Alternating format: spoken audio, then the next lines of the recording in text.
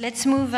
Donc, il y a eu une présentation parallèle ici et en salle par Pasteur. Ici, on va voir les robots service des fruits et légumes avec comme modérateur David Frobotin,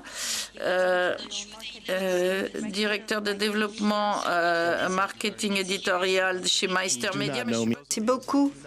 Je m'appelle David, je travaille avec Master Media et je travaille également donc au sein de Agrobusiness Global. Donc, nous travaillons dans l'agriculture de précision depuis 25 ans maintenant et nous sommes très intéressés par la robotique et par son potentiel à créer de meilleures solutions, à offrir de meilleures solutions aux agriculteurs. Bien sûr, les problèmes environnementaux, chimiques et bien d'autres problèmes nous occupent à l'heure actuelle. Et les robots, en fait, nous offrent de beaux exemples, ce qui, dans le domaine de l'agriculture, ce qui n'est pas toujours le cas, bien sûr. Mais je dois dire que nous sommes à une époque où les robots sont là pour nous aider à améliorer donc la production, entre autres choses. Grâce aux membres de ce panel, nous allons pouvoir évoquer tous ces sujets et je voulais vous présenter Jean Anderschitt de Naio Technologies qui est responsable de produits Dino. Nous avons Céline Franchesa qui travaille pour CA. Elle est elle s'intéresse aux robots dans les serres où poussent des tomates. Nous avons ensuite José Miguel Arizabal Barra qui nous vient du Chili et qui nous parlera de l'application de la robotique pour tout ce qui est horticulture et pour hortifruit, pas pour l'horticulture, pour les fruits. Et vous allez donc à tour de rôle vous présenter, nous expliquer dans quel contexte vous opérez et dans quel contexte vous utilisez les robots et vous allez peut-être nous parler d'un succès que vous avez rencontré sur le plan technologique, technique, opérationnel, succès grâce aux robots, bien entendu. Bonjour à tous et à toutes, je m'appelle Jean. Je suis responsable produit pour les produits Dino chez Naio et ces robots Dino sont des plateformes que l'on utilise pour la culture maraîchère, notamment pour la salade. Et nous travaillons depuis un certain temps sur les robots chez Naio. Nous avons démarré en 2011. Nous avons travaillé sur 11 que nous utilisons sur des petites exploitations et Dino est son équivalent, mais pour de grosses exploitations de 50 hectares. Ils n'ont pas inférieur à 10 hectares, comme pour son prédécesseur. Et le désherbage mécanique, vous le savez, est essentiel. Et donc, il nous a semblé important de développer ce robot tout en gardant présent à l'esprit qu'il fallait d'abord essayer de bien faire le travail et ensuite formaliser les choses sur une plateforme et appliquer à d'autres activités telles que la fertilisation, etc. Donc, nous avons commencé à travailler avec Dino en 2015-2016, d'abord en France. Ensuite, nous avons eu un retour d'expérience très positif sur ce robot. Nous avons développé plusieurs versions de Dino. Nous en sommes à la version 3 du robot et de la plateforme. Et nous continuons depuis a travaillé dans cette direction et nous développons des marchés à l'extérieur, à l'étranger, notamment aux États-Unis, et ce pour tout ce qui est application aux différents types de salades. Nous avons de beaux retours d'expérience. Je dois dire que nous avons des robots technologiques, des robots qui technologiquement sont très avancés, et ça c'est extraordinaire. Mais nous avons une vision complémentaire. C'est bien beau d'avoir des robots très performants, mais il faut que les clients soient satisfaits. Il est donc important de satisfaire les agriculteurs qui peuvent rencontrer des problèmes spécifiques. Et je dois dire que nous sommes heureux car nous avons des retours d'expérience très, très positifs de la part des agriculteurs qui utilisent ces robots. Me, I'm Céline Franqueza, so I'm the CEO. Merci beaucoup. Passons maintenant au témoignage suivant, celui de SIA, donc pour qui je travaille. Et c'est vrai que nous avons voulu essayer d'aider les agriculteurs à faire face au manque de main-d'œuvre et à améliorer leur compétitivité. Et ceci avec une application très particulière, les serres où l'on fait pousser des tomates. Et à l'heure actuelle, nous sommes en phase de développement du deuxième prototype.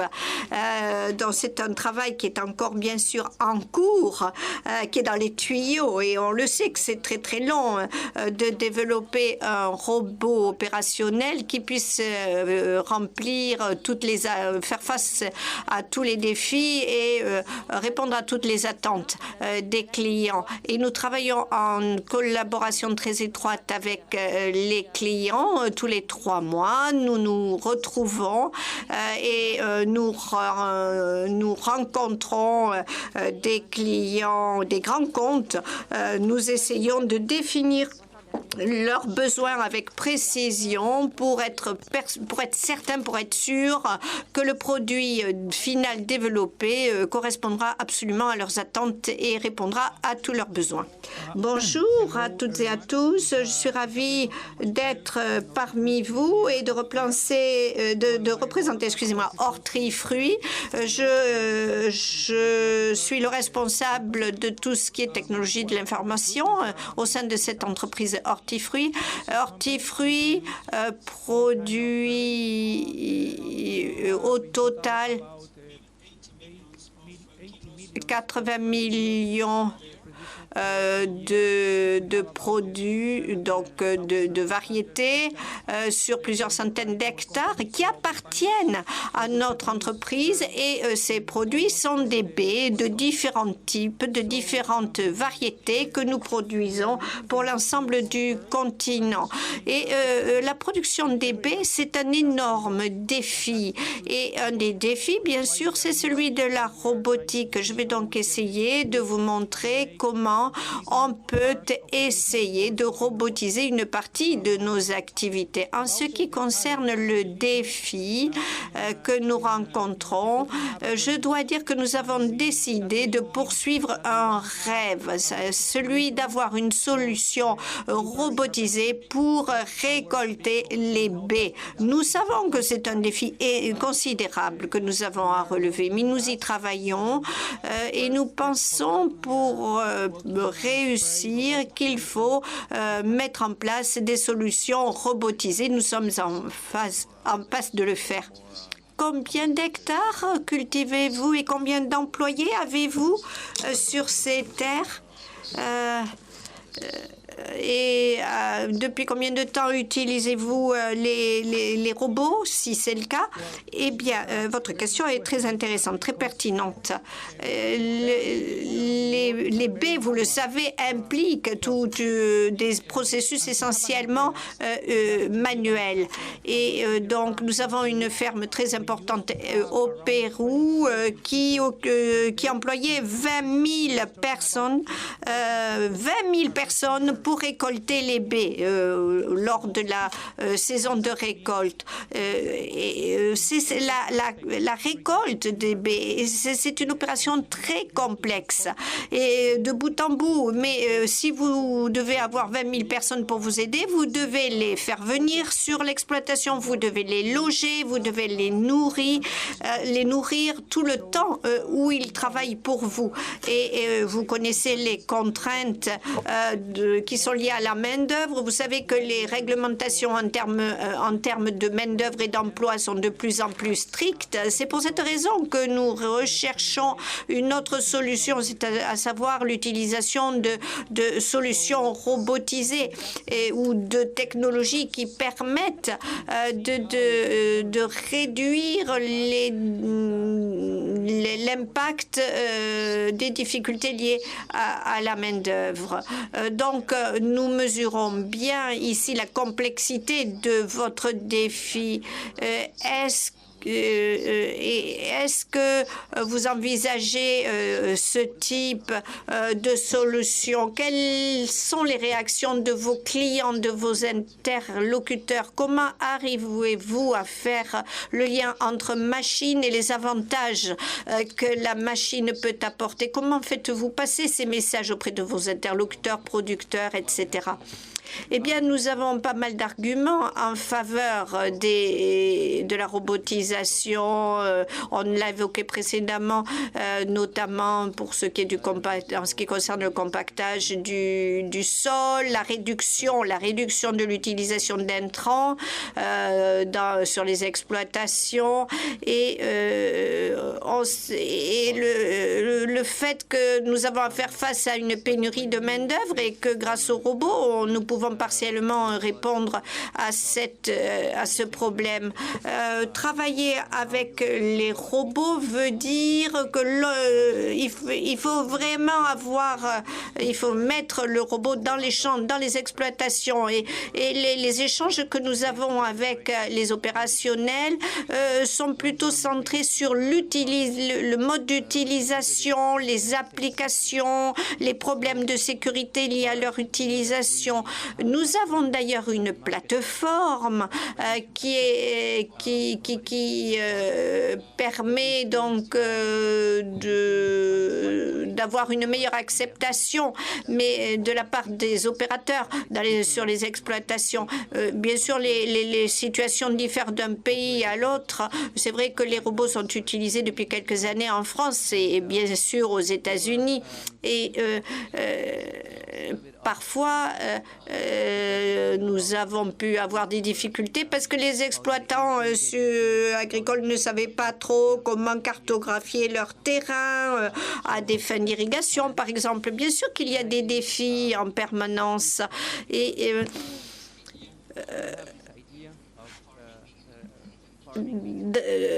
On a trop tendance à penser que le monde agricole est un monde un petit peu obsolète et qui regarde en arrière. Et ça n'est pas du tout vrai.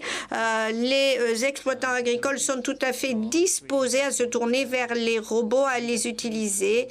Les choses ont changé. Nous avons démarré, comme je le disais tout à l'heure, à travailler sur ces robots en 2011. Les gens avaient tendance à sourire, à ricaner.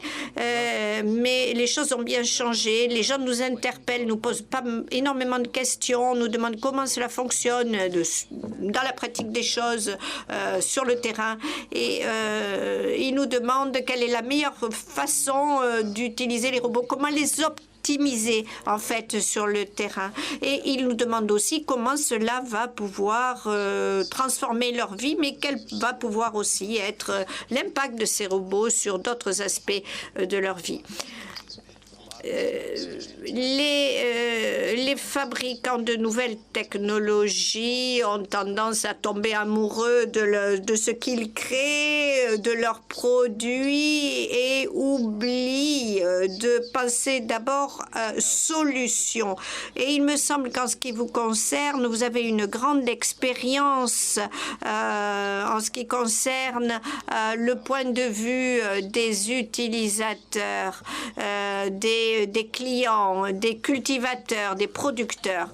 En ce qui nous concerne, et comme je l'ai expliqué, tous les 3 mois, nous rencontrons nos différents interlocuteurs. Et dans l'intervalle de temps, nous allons tester nos robots au champ, ou plus précisément dans notre cas dans les serres, et de telle sorte que nous voyons comment les choses se passent sur le terrain, qu'est-ce qui marche, qu'est-ce qui ne marche pas. Nous pouvons ainsi bien vérifier les choses et être à même de bien expliquer aux utilisateurs potentiels ce que le robot est capable de faire, jusqu'où il peut aller, et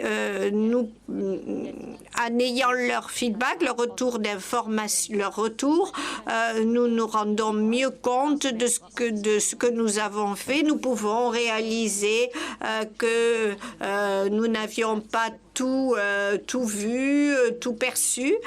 Pour nous, ce type d'échange d'aller-retour est très précieux. C'est notre façon de fonctionner et ça me semble très bien.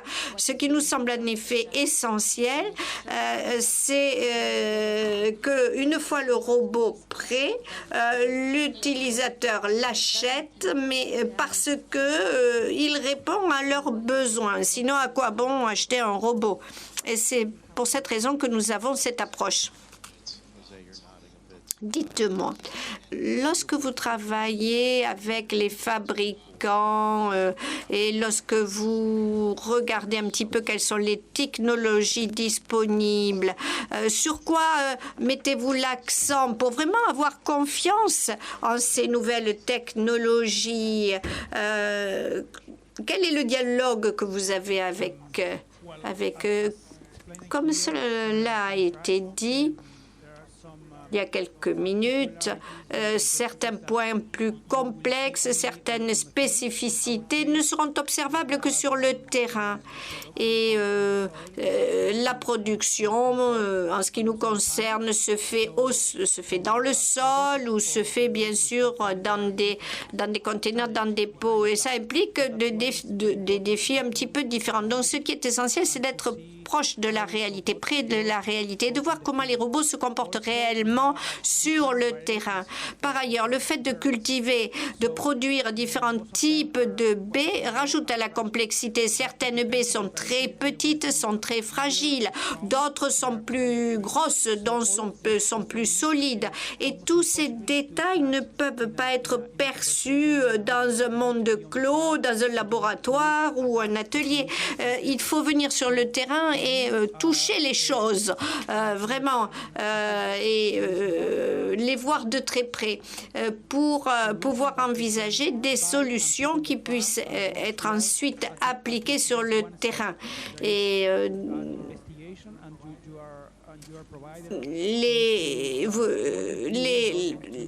le travail doit se faire en collaboration entre ceux qui fabriquent les robots et entre les producteurs, les agriculteurs. Et bien sûr, cela veut dire qu'il faut faire des tests et répéter ces tests jusqu'à ce que ça fonctionne réellement. C'est un processus long. Et ce que vous venez de dire est très intéressant. C'est vrai que chaque agriculteur a ses spécificités, ses problèmes. Il est donc crucial, il est donc essentiel que, bien sûr que l'on a des ingénieurs dans nos entreprises, mais il est essentiel qu'on ait des experts dans le domaine de l'agriculture et il est essentiel de prendre un petit peu le recul, il est essentiel de prendre un peu de recul pour voir si votre robot a la bonne fonctionnalité pour répondre aux besoins qui a été exprimé. Parce qu'on le sait, chaque agriculteur a ses spécificités et ce n'est que lorsque votre robot est en situation que vous pouvez vérifier que vous avez vraiment pris en compte les spécificités des besoins.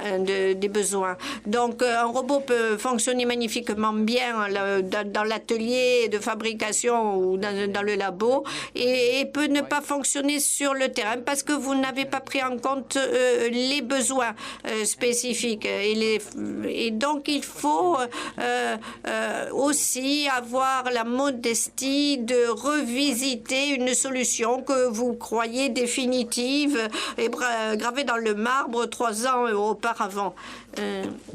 est-ce que vous avez imaginé dès le départ que vous devriez vraiment aller vers une customisation très fine?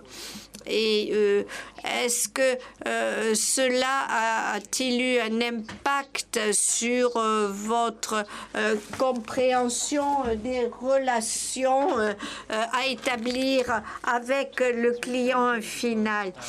Un robot est un véritable défi.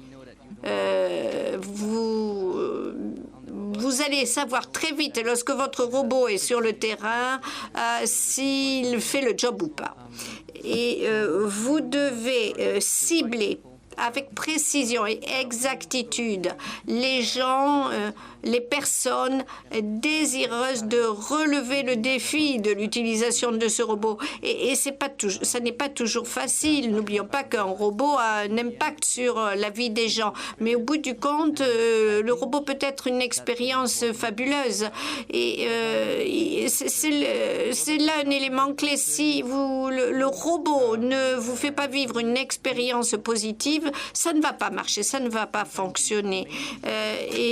Parfois, le robot permet d'obtenir une réponse qui sera acceptable, mais peut-être pas suffisante. Peut-être cette réponse acceptable pourra suffire dans d'autres environnements. Vous savez, par ailleurs, qu'au fil du temps, le robot est devenu de plus en plus fiable, mais cette fiabilité doit être travaillée en permanence. Vous devez être capable de rétrofiter, adapter votre robot. C'est de la gestion de produits et c'est pour cette raison d'ailleurs qu'on travaille sur des versions successives. Bien sûr qu'à un moment ou un autre, la question suivante va se poser. Sur quel marché je vais travailler? Est-ce que je cible le bon marché? Est-ce que je cible les bons produits? Comment les gens vont-ils réagir, etc. Mais là, la seule chose à faire, c'est de mettre le robot sur le terrain et voir un petit peu comment il se comporte. Cela veut dire qu'on doit s'efforcer d'améliorer les choses en permanence. C'est vrai qu'il y a quelques années, 7, 10 ans, les gens ricanaient un petit peu lorsqu'ils pensaient robots. Les choses ont bien changé puisque maintenant, ils les acceptent plus volontiers. Alors, vous nous avez parlé du côté sceptique des agriculteurs vis-à-vis de la technologie, leur scepticisme. Maintenant, on est conscient que tous ces robots ne seront pas tous parfaits à tout instant. Comment préparez-vous vos clients au processus d'amélioration permanente afin de leur permettre d'atteindre la solution et la raison pour laquelle ils ont acheté le robot? Eh bien, on n'aime pas leur mentir, on n'aime pas leur dire dans 2 ans, vous aurez le robot parfait qui vous récoltera 100% de vos tomates dans votre serre, etc. Donc, on leur explique les choses progressivement, on leur dit qu'au début, le robot ne sera pas parfait et qu'au début, ils devront faire, ou les employés devront faire des tâches supplémentaires pour aider les robots et qu'à mesure que le temps passe, avec les nouveaux robots, on aura davantage d'autonomisation. Ce qui est important, c'est que toutes les entreprises qui fabriquent des robots travaillent avec les clients pour leur expliquer ce qui se passe exactement.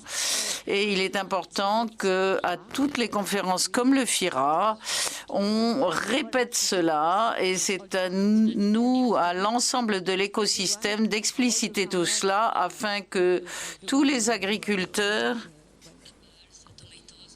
qu'ils récoltent des laitues, des tomates ou des pommes, comprennent que c'est complexe et qu'il faut du temps pour faire évoluer les choses et qu'il nous faut des premiers adoptants, comme on les appelle, des premiers clients qui soient prêts à accepter le fait qu'au début, les choses ne sont pas parfaites.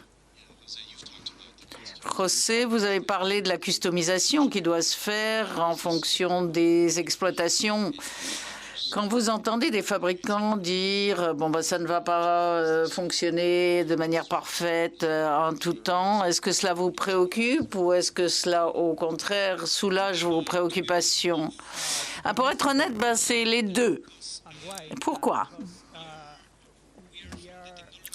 Alors, nous, on est côté technologie, donc on sait que les innovations, la technologie, les logiciels ne fonctionnent pas dès le début de manière parfaite. Ça, c'est clair. On le sait clairement, on en est conscient. Mais nous avons une entreprise et nous avons un board, et ce qu'attend le board est différent. Eux, ils veulent un business case, ils veulent des délais, ils veulent des résultats. Et c'est pour cela que l'innovation et la robotique compliquent les choses dans les entreprises très formalisées. Nous œuvrons dans une activité très traditionnelle. Par le passé, on achetait l'entreprise, un champ, on semait et on avait des fruits. Voilà. Et c'est très clair, on a un calendrier très spécifique pour ce faire. Or, ici, du point de vue technologique, ce n'est pas la même chose. C'est pour cela qu'il est difficile de faire adopter à un conseil d'administration ce type de projet. Et cela, c'est un gros défi pour ceux qui travaillent dans les grosses entreprises et qui doivent faire approuver des budgets d'un comité ou d'un conseil. Quelles sont vos attentes en matière de soutien des produits, que ce soit à la phase d'installation et peut-être ad vitam aeternam? Est-ce que vous attendez un soutien permanent des fabricants? Oui, effectivement, on attend un soutien. Je suis heureux de savoir que le domaine des robots évolue en tant que robotique comme service, c'est-à-dire qu'un robot que vous avez acheté est en place avec une solution sur le terrain et le fabricant vous soutient pour pouvoir continuer à utiliser le robot. Cela signifie aussi que l'investissement est moindre au départ et cela sera plus facile pour nous de nous lancer. Néanmoins, comme vous l'avez dit, il nous faut un soutien. Ce soutien est nécessaire. Or, pour notre part, la plupart de nos exploitations sont en Amérique du Sud. La plus grosse, comme je vous l'ai dit, est au Pérou. C'est la plus grosse exploitation qui produit des baies dans le monde. Or, les fabricants de ces machines ne sont pas en Amérique du Sud, ils sont en Amérique du Nord, en Europe. Il y a donc une contrainte de distance. Nous savons que ce n'est pas facile pour les fabricants, mais il faut qu'ils soient avec nous dans nos exploitations si on veut réussir. Parlons un peu de la création de chaînes de valeur. Il existe différents mécanismes pour distribuer les produits, les services et la mécanisation dans le cadre de l'agriculture dans différents pays. Ça dépend des pays, ça dépend parfois même des régions. Comment anticipez-vous la création de la chaîne de valeur pour ces robots qui sont extrêmement sophistiqués? Tout d'abord, on ne l'a pas anticipé. On ne l'avait pas vraiment anticipé, en tout cas. On a commencé par vendre les robots. Et puis, on a un peu essayé différents types de modèles de vente, de services. Comme vous le savez, et comme vous l'avez dit d'ailleurs, les besoins ne sont pas les mêmes d'un pays à l'autre. Et il importe d'être conscient que l'agriculteur s'attend à ce qu'un produit ou un service fonctionne. Ce qu'ils attendent, c'est une solution qui va, par exemple, améliorer leur rendement. Si vous leur fournissez une machine qui ne fonctionne pas, il faut que vous ayez les pièces pour la remplacer. Si c'est le robot qui ne marche pas, il faut vous assurer qu'il y a un deuxième robot sur place pour faire le boulot. On n'est pas encore certain du modèle idoine. Cela peut dépendre, comme vous l'avez dit, du pays. Et c'est un processus très long. Il faut tester les modèles avec les exploitants parce que On ne peut pas simplement aller à l'exploitation, leur montrer un papier. Il faut leur montrer les choses, leur expliquer. Il faut aussi une relation. Et souvent, ils n'ont pas entendu parler de robots. Ils ne savent pas qui est Nio Technologies. C'est nouveau pour eux. Donc, il est important de mettre en place des relations qui vont permettre de répondre à leurs attentes. Par exemple, s'ils attendent un désherbage mécanique. Quels que soient les outils, il faut proposer un service, par exemple. Certains, en revanche, préfèrent être propriétaires des machines. Il va donc falloir, je ne dirais pas cibler, mais il va falloir bien définir ce qui se fait et ce qui est nécessaire dans le pays ou la région et ce qui fonctionne. Pour vous donner un exemple, on n'a jamais vendu un robot dans une exploitation la première fois qu'on est venu en faire la démonstration. C'est pour ça que je disais, il est important de tisser des liens, d'avoir une relation et de proposer différents modèles. Parce que je ne crois pas que qui que ce soit dans le monde de la robotique agricole à l'heure actuelle ait trouvé la solution, la panacée qui fonctionne à chaque fois. Voilà. Céline, vous êtes encore au stade de concept avec votre robot. Je suppose que vous allez le voir directement avec le consommateur au début avant de pouvoir le commercialiser. Avez-vous réfléchi au système de distribution? Eh bien, cela va dépendre des pays, bien sûr, mais ce que nous avons observé, c'est que dans le monde horticole est un petit monde avec certains gros acteurs. Il y a des grandes entreprises qui construisent ces serres haute technologie et à un moment ou à un autre, on devra travailler avec eux parce que maintenant, quand une nouvelle serre est construite, ce sont ces fournisseurs-là qui les construisent. Et ce qu'ils pourraient faire à l'avenir, c'est vendre nos robots dans leur nouvelle serre. Donc, est-ce qu'on va vendre un robot comme service? On ne sait pas encore. Comme ça a été dit, ça va dépendre du pays, du client, mais nous savons que nous ne pourrons pas le faire isolément. Il nous faut nous insérer dans l'écosystème existant afin de définir la meilleure manière de commercialiser soit nos robots, soit nos services. Voilà, c'est la manière dont nous envisageons les choses. José, est-ce que c'est un problème pour les exploitants de pouvoir avoir accès à certaines de ces technologies perfectionnées pour lesquelles il n'y a pas encore de chaîne de valeur? Oui, bien entendu. Alors pour nous, il y a un vrai challenge parce qu'il faut trouver des financements, bien sûr. Surtout quand on n'est pas certain de la chaîne de valeur et que ce n'est pas encore précis. Et pour eux, c'est complexe aussi de pouvoir calculer les choses, de savoir comment ils vont lancer le produit, qui seront les clients. Donc il y a des difficultés, des complexités de part et d'autre. Et à mon sens, la seule manière de résoudre le problème et de tenter d'œuvrer ensemble. À mon sens, la collaboration, c'est essentiel pour voir comment on peut maintenir la transparence et voir aussi la valeur que nous attendons de cette évolution, voir ce que sera le produit en fin de conception, quel en sera le coût, et le calendrier aussi. À mon sens, la seule manière de fonctionner, et c'est essentiel, et c'est la raison pour laquelle nous sommes présents au FIRA, c'est de coopérer et d'œuvrer ensemble pour voir comment on arrive à faire correspondent les deux parts de l'équation et comment on peut aussi développer l'échelle afin que vous ayez un bon business case et que vous puissiez voir la solution dans un marché mondial. À mon sens, là, c'est essentiel.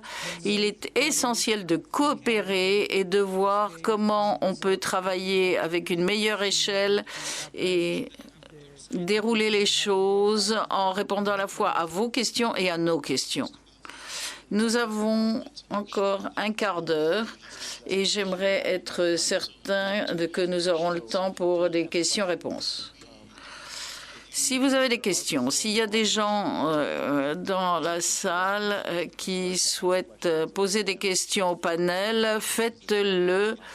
N'hésitez pas à m'interrompre parce que c'est la seule manière pour nous assurer que vous aurez les informations que vous souhaitez.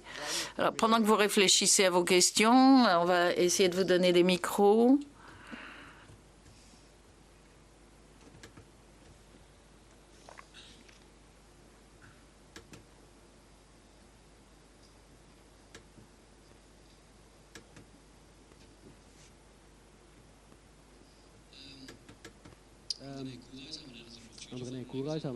Je suis rédacteur à Future Farm Magazine, André Nazakura.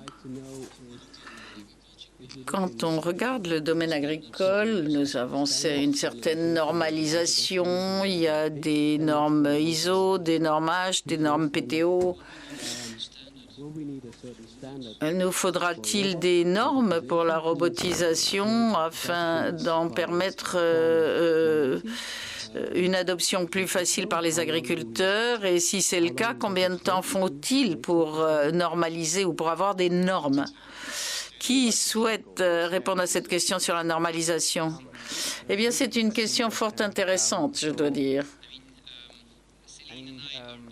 Céline et moi-même venons tous deux d'entreprises qui sont assez jeunes. Quand on commence à construire un robot, on ne pense pas à la normalisation. En tout cas, au début, on n'y a pas pensé, on n'avait pas le temps. Il fallait aussi mettre le robot sur le terrain le plus vite possible. Et maintenant, on est conscient du fait qu'il existe déjà des normes, par exemple pour les tracteurs. Et il va nous falloir résoudre ce problème parce qu'il y a pas mal de normes qui n'existent pas encore pour la robotique et qu'il nous faut définir.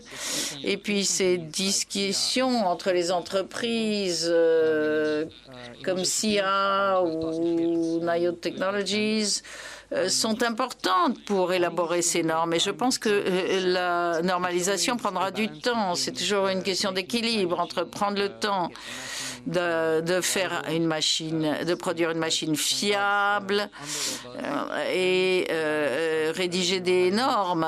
Et puis le fait de essayer d'avoir une machine qui fonctionne sur le terrain en travaillant de manière isolée. Donc c'est plus une question d'écosystème de communication, par exemple, avec l'échange entre les données et les plateformes, les consoles, ou entre les drones et les robots. Donc il va falloir effectivement s'appuyer sur les normes, mais nous sommes de petites entreprises et pour ce faire, nous avons besoin de l'aide de plus grosses entreprises qui ont les épaules suffisantes pour faire définir ces normes. Oui, c'est une préoccupation considérable pour beaucoup de technologies. C'est quelque chose que, par exemple, aux États-Unis, les grandes entreprises s'y attachent encore. Nous venons de commencer à mettre en place un comité en ce qui concerne l'interopérabilité. José, dans quelle mesure est-ce que cela vous préoccupe? Combien de temps passez-vous à vérifier si les systèmes sont en architecture ouverte ou sont compatibles avec des technologies d'avenir que vous ne connaissez peut-être même pas? et dont vous ne savez pas que vous aurez besoin. Réponse, eh bien, c'est quelque chose de très important parce que ce qu'on recherche finalement, c'est une agriculture numérique. Et pour cela, est-ce qu'on a des systèmes, des solutions, des logiciels et des biais différents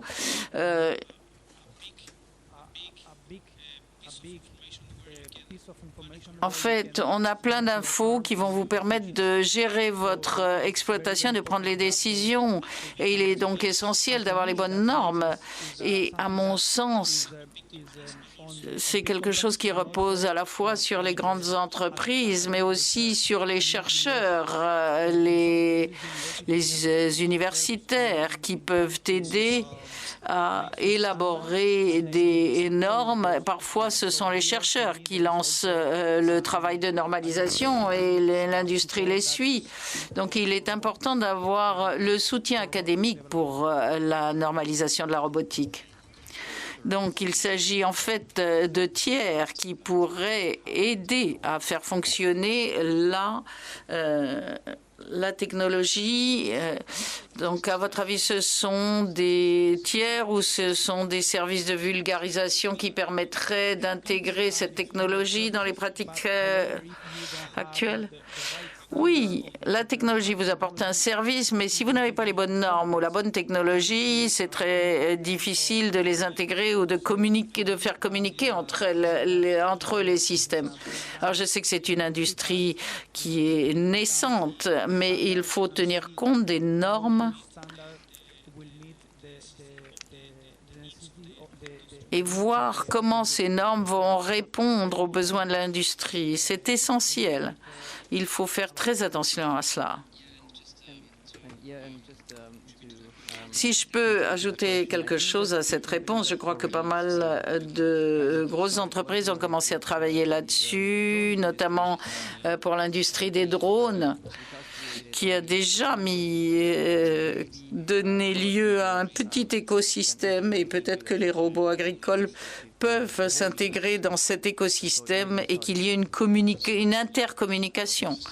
Oui, nous savons que ce sont des plateformes sophistiquées. Vous ne pourrez pas tout inventer par vous-même, mais il faudra bien sûr des partenariats pour assurer une intégration totale des systèmes de production. J'ai vu qu'il y avait d'autres questions. Oui, Hack from the News. Ma question concerne votre interaction avec les investisseurs. Souvent, quand je demande aux investisseurs s'ils sont intéressés par les technologies de robots agricoles, ils me donnent toujours la réponse un peu bébête, hardware is hard, le matériel, c'est difficile. Donc, qu'en pensez-vous? Quels sont vos liens avec les financeurs? Eh bien, c'est une question difficile. Il vaudrait mieux que notre PDG vous en parle. Mais la plupart de nos investisseurs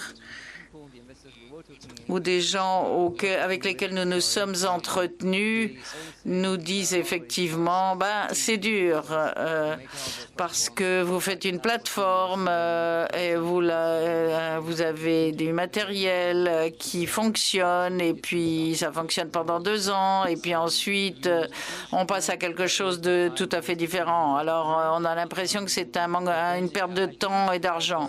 Mais à notre sens, le fait de mettre en place notre propre plateforme était un point de départ parce que nous voulions être sûrs que nous aurions un produit qui aurait une valeur minimale. Il nous fallait vérifier qu'il y avait un marché, que cela fonctionnerait sur le terrain. Donc ça a été la première étape. Et puis, quand on creuse, je ne dis pas qu'on pourra faire toute la suite des robots de NIO par nous-mêmes, mais on peut être des intégrateurs, on peut construire des centaines de robots NIO Technologies. Mais je pense que nous aurons de l'aide d'autres partenaires. Et cela, bien sûr, cela va aider les investisseurs à avoir confiance en nous. Par ailleurs, Nayo s'est beaucoup intéressé au logiciel. Ça, c'est essentiel. Ça a une grande valeur, tout comme les problèmes de sécurité aussi. Ce sont des arguments qui peuvent lutter contre ces fameux arguments du matériel, du hardware. Le hardware, c'est juste mettre quelque chose sur le terrain. Céline, voulez-vous ajouter quelque chose sur vos liens avec les investisseurs qui attendent des résultats? Eh bien, jusqu'à maintenant, comme nous n'avons pas encore d'investisseurs, nous avons eu la chance d'avoir des fonds publics pour nous développer jusqu'en phase 2, mais nous savons que c'est dur, le hardware. Si on avait une entreprise de software, de logiciels, ce serait peut-être plus facile de lever des fonds. Ça, on en est conscient, mais nous avons pour objectif de développer un prototype ou une version qui soit convaincante. Nous savons qu'elle ne sera pas parfaite, mais nous souhaitons avoir une version suffisamment convaincante qui permette aux clients d'envisager d'acheter la première version commercialisée. Et si nous avons une version dont nous sommes certains que d'ici 2 ans, les clients voudront l'acheter, à ce moment-là, nous sommes aussi assez certains que les investisseurs suivront. Pas tous, bien sûr, mais certains nous suivront. Je vois qu'il y a une question en haut de la salle. Oui, bonjour, Jean Toby, consultant en agroforesterie. Ma question est technique, dans le sens où si tout le parc automobile passe en électrique, si tous les robots sont électriques, il va y avoir peut-être un jour prochain un problème au niveau de la réalisation et du recyclage de ces batteries. Et qu'on déplace un problème pétrolier en un problème de terres rares, etc. Est-ce que les constructeurs ont pensé à utiliser ou à se rapprocher des techniques, notamment d'air comprimé, développées par MDI, par exemple, développées par Guy Nègre? Ces techniques fonctionnent, elles sont assez peu développées pour différentes raisons que j'ignore. Il existe des appareils aujourd'hui, des engins, pas autonomes, mais des engins, Veolia par exemple à Paris a des ramassages de poubelles avec des engins à air comprimé. Est-ce que cette technique n'est pas transposable assez facilement et avec, d'un point de vue environnemental, des choses beaucoup plus positives sur le long terme? Alors c'est une question effectivement très intéressante. Déjà nous, à la base vraiment on voulait mettre sur le robot l'énergie électrique puisque pour nous c'était le bon moment de faire cette transition en apportant les nouvelles technologies dans les champs. Et on est allé sur l'électrique, sachant effectivement pertinemment que il y a le problème des terres rares, mais c'était la technologie aujourd'hui la plus au point qu'on pouvait mettre, la plus aboutie qu'on pouvait mettre sur les robots, tout en étant tranquille, pour ne pas avoir derrière de problèmes dans les champs. Il faut savoir que quand on est encore plus innovant, chose que nous on tend à faire, mais qu'on met une technologie qui a du mal à fonctionner ou qui peut avoir des problèmes sur un robot, derrière vous vous retrouvez avec plein de robots dans les champs qui vont pas fonctionner pour un problème spécifique d'énergie. Donc effectivement, c'est toujours encore une fois une balance entre l'innovation et la reliability, quoi. Donc vraiment, c'est assez important. De toute façon, nous, on continue forcément à regarder sur des solutions annexes qui pourraient venir en complément sur nos robots et qui sont encore plus propres, puisque de toute façon, ce problème des batteries sur les voitures et ce problème des terres rares, on va l'avoir et on va tous le rencontrer, tous ceux qui partent du moins sur du tout électrique dans la robotique. Donc il faut absolument conserver un œil sur ces technologies et les tester au maximum.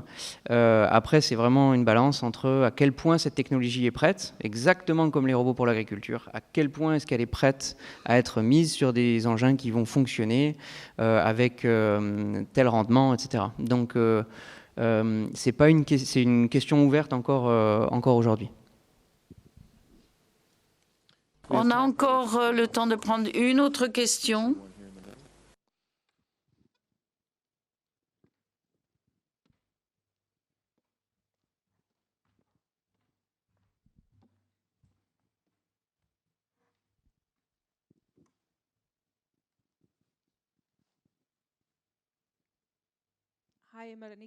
Bonjour, je viens de AIV. Question pour José et pour Jean.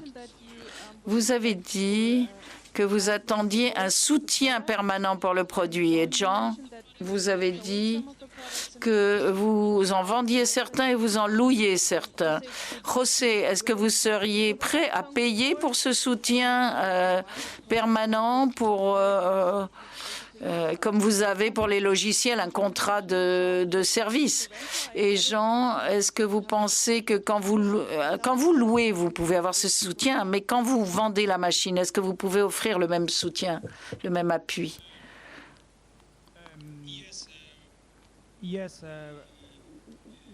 Alors, oui, on est prêt à payer pour un contrat de maintenance, mais il faut voir quelle est la valeur de cette maintenance et quel en est le coût aussi.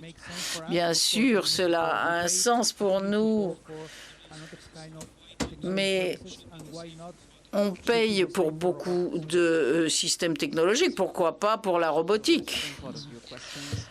Pour répondre à votre question et surtout à la deuxième partie, nous avons déjà vendu quelques robots. Et je dirais qu'on les a vendus à des gens exceptionnels qui étaient prêts à tester, même s'ils savaient que le robot ne serait pas parfait dès le départ. Mais il est évident qu'il est hors de question de les laisser sans un soutien, sans une aide et une maintenance, même s'ils n'ont pas de contrat de maintenance. Et on est quand même dans le champ avec eux chaque fois que ça ne fonctionne pas, parce que sinon, je peux vous dire que ça serait très dommageable pour notre image. Alors, on les aide, mais je peux vous dire qu'ils nous aident aussi parce qu'ils nous aident à développer ces machines. Leur retour d'information est essentiel. Nous avons une responsabilité vis-à-vis d'eux. Nous devons être là. Nous devons apporter une maintenance du robot jusqu'à ce qu'ils soient contents. Donc, je pense qu'on sera là jusqu'au bout. Et ça demande évidemment de plus en plus de gens sur le terrain et ça fait partie de la croissance de notre entreprise. Effectivement, il nous faut des personnes qui soient sur le terrain, qui sachent communiquer avec les agriculteurs, comprendre leurs besoins et leurs attentes et comprendre aussi pourquoi ça ne fonctionne pas ou pourquoi ils ne sont pas contents.